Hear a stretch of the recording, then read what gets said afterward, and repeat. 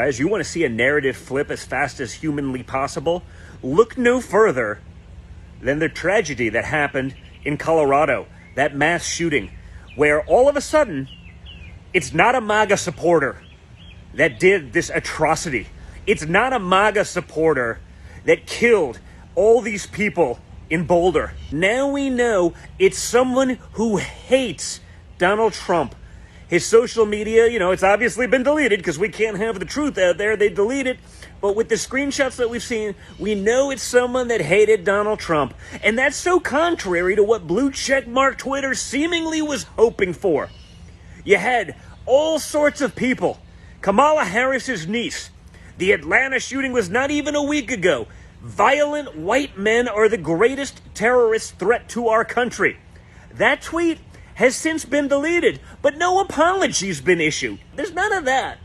They're not talking about that. Now, we're just going to make that go away. Another liberal reporter, Amy Siskin, the shooter was taken into custody. In other words, it was almost certainly a white man again. If he were black or brown, he would be dead. That's the shot. This is the chaser, now that we know the truth. Let's mourn the victims, but not glorify the killer with the intention of having his name widely known. Oh, really? I wonder what changed your tune. You were fine when you were saying it's going to be an aggrieved Trump supporter. This is what's going on, guys. That was the shot. That's the chaser. What changed? Why not talk about the truth? Why can't we all disavow these kind of people? Why can't we all say it's disgusting, that it's terrible people? Why is it that it feels like so many people are literally hoping that they can make these things politically expedient, that it works for the narrative that they want to fill? Why is it that that's happening day in and day out? I see these things on blue checkmark Twitter where people like Kamala Harris's niece are making assumptions based on what they hope the shooter's skin color would be, so that they can push their select narrative. There's been all sorts of things talking about it. I mean, this is going to be out of the news within a few moments. It would be a story for weeks on end if this guy was a Trump supporter.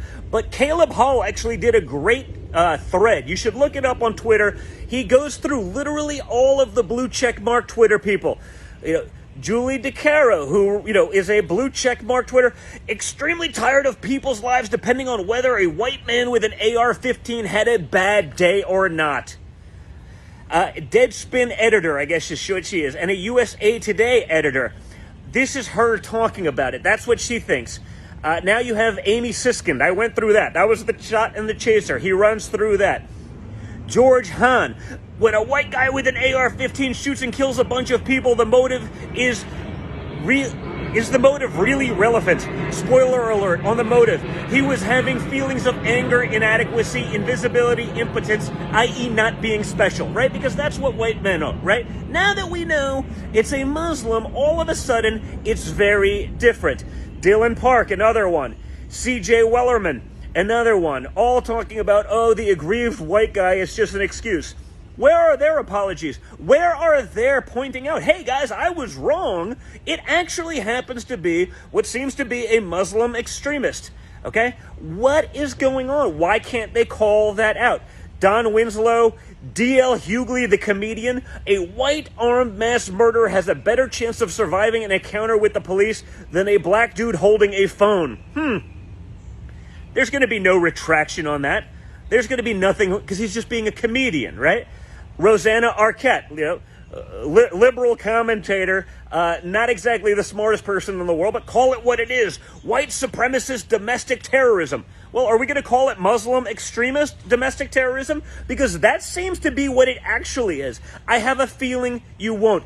Camilla Blanket, Dr. Ani Blankstock, all of these blue checkmark Twitters, and Kamala Harris's niece. Guess what? No one's going to retract anything. No one's going to say anything. And it's going to disappear from the news because it is controlled by a leftist narrative. Again, if it were the other way around, if it was what they are seemingly, and I hate to say that, but man, I read these things and I literally can't come to another conclusion. They were hoping it'd be a Trump supporter, an aggrieved angry white guy for whatever reason. That's what they're saying, guys. They're saying this stuff out loud. It's coming from them. I wish we could get to a point as a country where we could just say, this dude's a bad piece of crap. No matter who it is, no matter what politics, not that A, we jump to conclusions, and B, we're either elated or really upset when we find out we can't utilize it to manipulate a political narrative, because that makes you a terrible person and it's disgusting. But unfortunately, as you can see, it's happening from our liberal elite. It's happening from the elite in our media. It's happening with our celebrities. This is what they think of America, folks. You guys should make note of it.